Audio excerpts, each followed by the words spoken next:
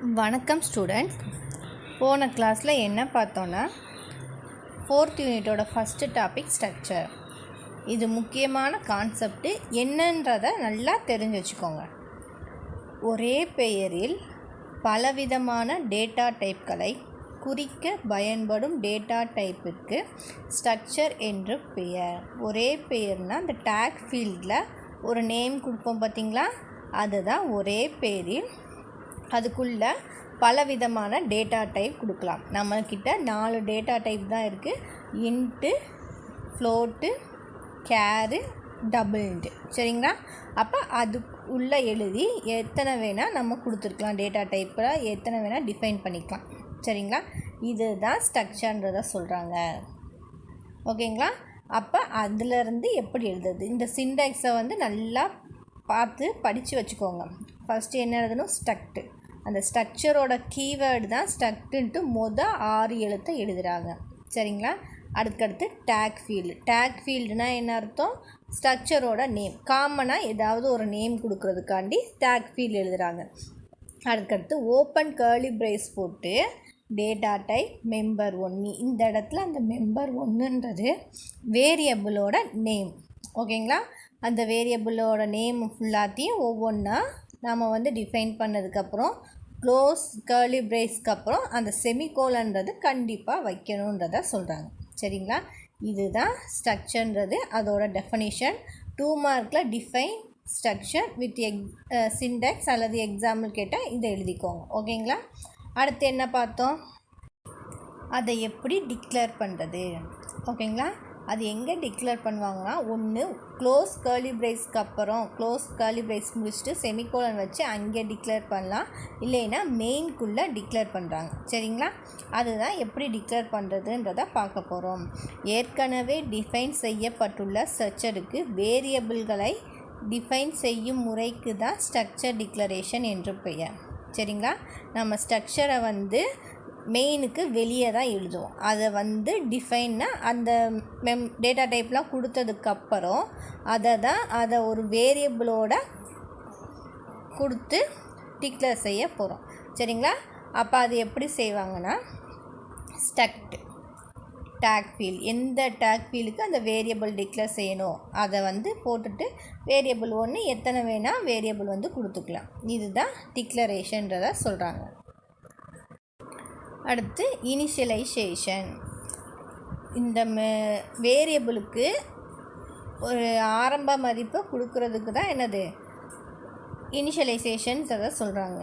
நம்ம கொடுக்குற அந்த ஸ்ட்ரக்சரோட வேரியபிளுக்கு உள்ளக்கு நம்ம டிஃபைன் பண்ணியிருப்போம் பார்த்திங்களா டேட்டா டைப் மூலயமா, அது எல்லாத்துக்குமே ஒரு வேல்யூ கொடுக்கணும். எல்லா வேல்யூமே கொடுக்கணும். அப்படி இல்லைன்னா அது 0வாக எடுத்துக்கும். சரியா? அதுதான் சொல்கிறாங்க. ஃபஸ்ட்டு நம்ம ஸ்டாட்டிக்னு எழுதுவோம். எதுக்கு அதை எழுதுகிறோன்னா, அதுவும் ஒரு கீவேர்டு தான், ஆனால் நிலையானதுன்றதை சொல்கிறதுக்காண்டி அதை ஸ்டாட்டிக்ன்றதை யூஸ் பண்ணுவோம். சரிங்களா? அடுத்து ஸ்ட்ரக்ட்டு டேக் ஃபீல்டு வேரியபிள்ஸ் ஈக்குவல்ட்டு அந்த என்னென்ன வேல்யூ நம்ம டேட்டா டைப்பில் கொடுத்துருக்கோமோ வேல்யூ 1, வேல்யூ 2, வேல்யூ n வரைக்கும் நம்ம கொடுக்கலாம். ஆனால் இங்கே கொடுக்குற வேல்யூலாம் எப்படி இருக்கணும்னா, நம்மளுக்கு எப்படி டிஃபைன் பண்ணியிருக்காங்களோ அதுக்கேற்ற மாதிரி இருக்கணும். முதல்ல என்ன கொடுத்துருக்கோமோ அதுக்கேற்ற வேல்யூ தான் எடுக்கணும். சரிங்களா? ஃபஸ்ட்டு ஸ்ட்ரிங்கில் ஏதாவது ஒரு நேம் டிஃபைன் பண்ணணுன்னா, அப்போ அதை எப்படி கொடுக்கணும்? டபுள் கோட்டேஷனுக்குள்ளே கொடுத்துருக்கணும். சரிங்களா? இதே ஒரு கேர் ஒரே ஒரு எழுத்து மட்டும் இருக்கணும்னா சிங்கிள் கோட்டேஷனுக்குள்ளே கொடுக்கணும். நம்மளுக்கு ஃப்ளோட்டு நின்ட்டு தான் நம்பரில் எப்படி வேணால் கொடுக்கலாம். ஆனால் இந்த ரெண்டும் நம்மளுக்கு மெயினாக இருக்கணும். இந்த மாதிரி எழுதுனா தான் அது எடுத்துக்கும். இல்லைன்னா அதுவாக அந்த நம்பரை அஷ்யூம் பண்ணிக்கும். சரிங்களா? அதுக்குள்ளே என்ன நம்பர் இருக்கோ அது எடுத்துக்கிட்டு அது கொடுக்கும். சரிங்களா? இதுதான் பேசிக் ஸ்ட்ரக்சர்னா என்ன, அதை எப்படி டிக்ளேர் பண்ணுறது, எப்படி இனிஷியலைஸ் பண்ணுறது, இதெல்லாம் பார்த்ததுக்கப்புறம் அதை எப்படி வாங்குறது, எப்படி அதாவது வாங்குறதுன்னா என்னது, ஸ்கேனர் மூலயமா நம்ம கீபோர்ட் வழியாக வாங்குவோம். அதை எப்படி பிரிண்ட் பண்ணுறதுன்றதை பார்க்குறதுக்கு தான் அசஸிங்கிறதுக்குள்ளே போவோம். சரிங்களா? எப்படி அசஸ் பண்ணுறாங்கன்னா, ஆப்ரேட்டரை பயன்படுத்தி ஸ்ட்ரக்சர் வேரியபிளில் உள்ள ஒவ்வொரு மெம்பர்களுக்கும் டேட்டாக்களை கொடுக்கலாம். எப்படி கொடுக்கலாம்னா ஸ்ட்ரக்சர் வேரியபிள் நம்ம டிக்ளேர் பண்ணும்போது ஒரு வேரியபிள் கொடுத்துருக்கோம் பார்த்தீங்களா, அந்த வேரியபிள் எடுத்துகிட்டு உள்ளக்க இருக்கிற மெம்பர்ஸ் 1 2 3 4 5ன்றதை கொடுப்போம் பார்த்தீங்களா, அந்த மெம்பர்ஸ்லாம் எடுத்துக்கிறது தான் அந்த மெம்பர் நேம்ன்றதை காமனாக கொடுத்துருக்காங்க. ஓகேங்களா. அப்போ எப்படி எழுதணும், structure variable dot member name அந்த மாதிரி எழுதிக்கணும். சரிங்களா. இதெல்லாம் முதல் கிளாஸில் பார்த்தோம். அது ஏற்ற மாதிரி அடுத்த கிளாஸில் என்ன பார்த்தோன்னா அரே ஆஃப் ஸ்ட்ரக்சர். அந்த அரே ஆஃப் ஸ்ட்ரக்சரில் வந்து என்ன செய்வாங்கன்னா, இப்போ வந்து ஒரு காமனாக அந்த டேக் ஃபீல்டோட நேம் நம்ம என்ன கொடுத்தோன்னா ஸ்டூடெண்ட்ன்றதை கொடுத்தோம். இன்னொன்று என்ன கொடுக்கலாம்னா எம்ப்ளாயி, இந்த மாதிரி காமனாக வந்து கொடுக்கலாம். இல்லைன்னா ஒரு பேர், நம்மளோட பேர் ஒரு நேம் எடுத்துக்கிட்டு அவங்கக்கிட்ட என்னென்ன டீட்டெயில் வாங்கலாம், வேலை செய்கிறோமோ இல்லையோ, ஒரு ஃபேமிலியோட நேம் எடுத்துக்கிட்டு அவங்க வீட்டில் எத்தனை பேர் இருக்காங்க, சரிங்களா, ஒரு வீட்டில் 4 பேர் இருக்காங்களோ 5 பேர் இருக்காங்களோ அவங்ககிட்ட இருந்து டேட்டா வாங்கணுன்னா எப்படி அவங்களோட நேமு, அட்ரஸ், ஃபோன் நம்பர், அவங்களோட அப்பா யார் அம்மா யார் இந்த மாதிரி கேட்டு வாங்குவோம் பார்த்திங்களா. அப்போ அந்த மாதிரி ஒன்று வாங்கலாம். அப்போ அப்படி வாங்குறதுக்கு வீட்டில் 4 பேர் இருந்தாலுமே அந்த 4 பேருக்கு வாங்குறதுக்கு 4 வேரியபிள் டிக்ளேர் பண்ணணும். இதுவே ஸ்டூடெண்ட்டுன்ற சொல்லும்போது நிறைய பேர் இருக்கும்ல, அப்போ நிறைய பேர் இருக்கிறதுனாலையே நம்ம வந்து 3rd யூனிட்டில் ஃபஸ்ட்டு டாபிக் வந்து ஒரு 1000 பேருக்கு நம்ம வந்து டிக்ளேர் செய்யணுன்னா அந்த அரே கான்செப்டில் போன மாதிரி இந்த இடத்துலையும் வந்து அந்த அரே கான்செப்ட் வந்து வருது. ஓகேங்களா. அதுதான் பார்க்க போகிறோம். அதுதான் அரே ஆஃப் ஸ்ட்ரக்சர். அந்த ஸ்ட்ரக்சரில் அரே மாதிரி டிக்ளேர் செய்ய போகிறோம். அப்போ பலவிதமான டேட்டா டைப்களின் தொகுப்பு அரே ஆஃப் ஸ்ட்ரக்சர் எனப்படும். சரிங்களா. இவைகள் மெமரியில் தொடர்ச்சியாக ஒரே பெயரில் ஸ்டோர் செய்யப்படுகின்றன. அதாவது எக்ஸுன்னு ஒரு இடத்துல, அதாவது ஏன்னு ஒரு வேரியபிள் வந்து டிக்ளேர் பண்ணிட்டோன்னா அந்த ஏல தான் ஏ ஆஃப் 0லேருந்து ஒரே பேரில் வந்து ஸ்டோர் ஆகுதா, a of 0 a of 1 a square bracket 2 அதுதான் ஆஃப்னு சொல்கிறேன். சரிங்களா. அப்போ ஏ ஸ்கொயர் ப்ராக்கெட் 0லேருந்து எத்தனை சைஸ் கொடுத்துருக்கோமோ எத்தனை எண்ணிக்கை கொடுத்துருக்கோமோ அதுக்கேற்ற மாதிரி ஒரே பேர்னால் அந்த ஏன்ற ஒரு பேர்லையே நம்மளுக்கு ஸ்டோர் ஆகிரும். ஓகேங்களா. அந்த ஏன்றது வந்து ஸ்ட்ரக்சர். ஓகேங்களா. அப்போ அந்த ஸ்ட்ரக்சரோட சைஸ்லாம் நீங்கள் யோசனை பண்ணி பார்த்தீங்கன்னா அது ஏ ஆஃப் 0ன்றது வந்து நம்மளுக்கு ஒவ்வொன்றுத்துக்கும் ஒவ்வொரு சைஸை போயிடும். ஏன்னா நம்மளுக்கு வந்து அது ஸ்ட்ரக்சரோட வேரியபிள் தான் இது, அதோட சைஸ் நம்மளுக்கு இருக்காது. ஆனால் உள்ளக்க இருக்கிற டேட்டா டைப்போட சைஸ் வந்து ஒவ்வொன்றுத்துக்கும் ஒவ்வொன்று இருக்கும், அதில் போய் ஸ்டோர் ஆகிடும். ஓகேங்களா. அப்போ அதுதான் வந்து அரே ஆஃப் ஸ்ட்ரக்சரில் பார்த்தோம். நிறைய ஸ்டூடெண்ட்ஸோட நேம் வரணுன்றதுனால அரேயோட கான்செப்டில் போகிறோம். அதோட சின்டாக்ஸ் எப்படி இருக்கும், பொது வடிவம் எப்படி இருக்கும்னா struct tag field variable name square ப்ராக்கெட்டில் சைஸுன்றதை கொடுக்க போகிறோம். சரிங்களா. இதுவே டிக்ளேர் பண்ணுறது போது வேரியபிள் 1 2 3ன்றதை கொடுத்துருப்போம். இது வந்து வேரியபிள் நேமு ஸ்கொயர் ப்ராக்கெட்டுக்குள்ளே சைஸுன்னு கொடுத்துட்டோன்னா எத்தனை வேரியபிள்னாலும் நம்மளுக்கு வந்து வாங்கிக்கலான்றதை சொல்கிறது தான். ஓகேங்களா. இன்றைக்கி கிளாஸில் என்ன பார்க்க போகிறோம், அரே வித்தின் ஸ்ட்ரக்சர். அப்படின்னா என்ன அர்த்தம்னா, ஸ்ட்ரக்சரில் டிக்ளேர் செய்யப்பட்ட மெம்பர்களில் ஏதாவது ஒரு மெம்பரின் டேட்டா டைப் அரே டைப்பாக காணப்பட்டால் இது அரே வித்தின் ஸ்ட்ரக்சர் எனப்படும். ஸ்ட்ரக்சரில் டிக்ளேர் செய்யப்பட்ட மெம்பர்களில் ஏதாவது ஒரு மெம்பரின் டேட்டா டைப் அரே டைப்பாக காணப்பட்டால் இது அரே வித்தின் ஸ்ட்ரக்சர் எனப்படும். அரே எப்படி எழுதணும், ஒரு வேரியபிள் நேம் ஸ்கொயர் ப்ராக்கெட்டுக்குள்ளே சைஸுன்றது இருக்கும். சரிங்களா. அப்படி இருக்கணும். ஸ்கொயர் ப்ராக்கெட்டுக்குள்ளே ஒரு நம்பர் இருந்ததுன்னா அதுதான் அரே. அது ஏதாவது ஒரு மெம்பரில் காணப்படும். மெம்பர்னா என்னது, அந்த வேரியபிளில் தான் மெம்பர்ன்றதை சொல்கிறாங்கன்றதை இந்த ஸ்ட்ரக்சருக்குள்ளே பார்த்தோம். அரே வித்தின் ஸ்ட்ரக்சர்னால் என்ன அர்த்தம், அதாவது கான்செப்டே என்னது அரே. வித்தின்னா என்ன அர்த்தம், உள்ளக்க, அதாவது ஸ்ட்ரக்சர் உள்ள ஏதாவது ஒரு அரே இருக்கும், அதுதான் மேட்டர். சரிங்களா. அந்த கான்செப்டை நம்ம பார்த்துக்கணும். நம்ம இதுக்கு முன்னாடி பார்த்தது அரே ஆஃப் ஸ்ட்ரக்சரில் அரே இருக்கிறதுன்றதை பார்த்தோம். இது என்னதுன்னா அரே வித்தின் ஸ்ட்ரக்சர்னால் என்ன அர்த்தம்னா உள்ளக்க ஒரு அரே இருக்கணும். இது ரெண்டுத்துக்கும் உனக்கு உள்ள வித்தியாசம் வந்து நல்லா புரிஞ்சு வச்சுக்கணும். அப்போ தான் இது வந்து எழுத முடியும். சரிங்களா.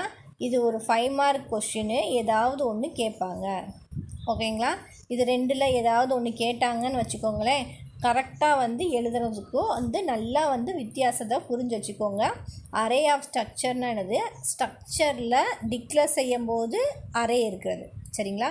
வித்தின் என்ன அர்த்தம்னா உள்ள ஸ்ட்ரக்சர் உள்ள ஒரு அரே இருக்கணும். சரிங்களா? அதுதான் என்னது? ஒரு அரே வித்தின் ஸ்ட்ரக்சர்ன்றதை சொல்கிறாங்க. இதுக்கு சின்டெக்ஸ் வந்து கிடையாது, ஒரு எக்ஸாம்பிள்ன்றது சொல்லியிருக்காங்க. சரிங்களா? அது எப்படி சொல்லியிருக்காங்க? ஸ்ட்ரக்ட் ஸ்டூடெண்ட் ஓப்பன் கர்லி பிரேஸ்க்குள்ளே கேர் நேம், அந்த ஸ்கொயர் ப்ராக்கெட்டுக்குள்ளே நேம் வந்து எதில் இருக்கணும்?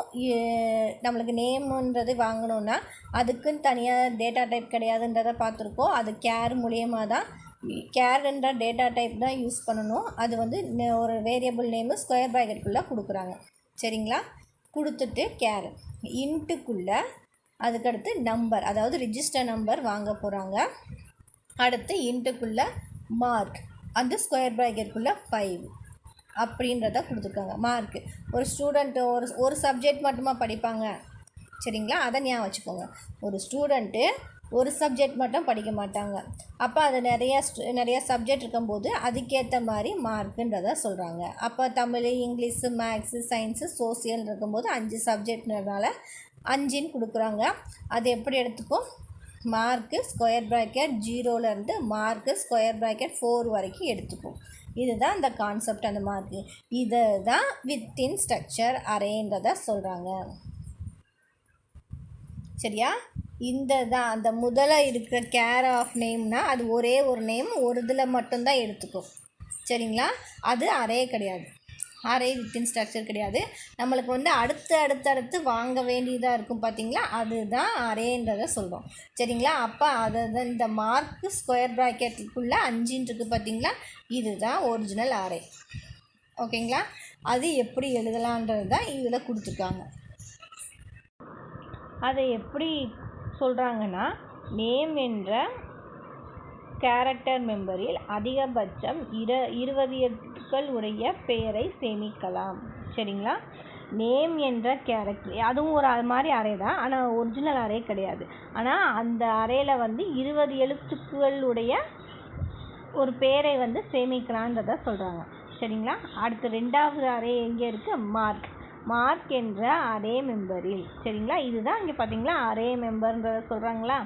அப்போ அரே மெம்பரில் mark square bracket 0, mark square bracket 1, mark square bracket 2, mark square bracket 3, mark square bracket 4 என்ற 5 மதிப்பெண்களை சேமிக்கலாம்.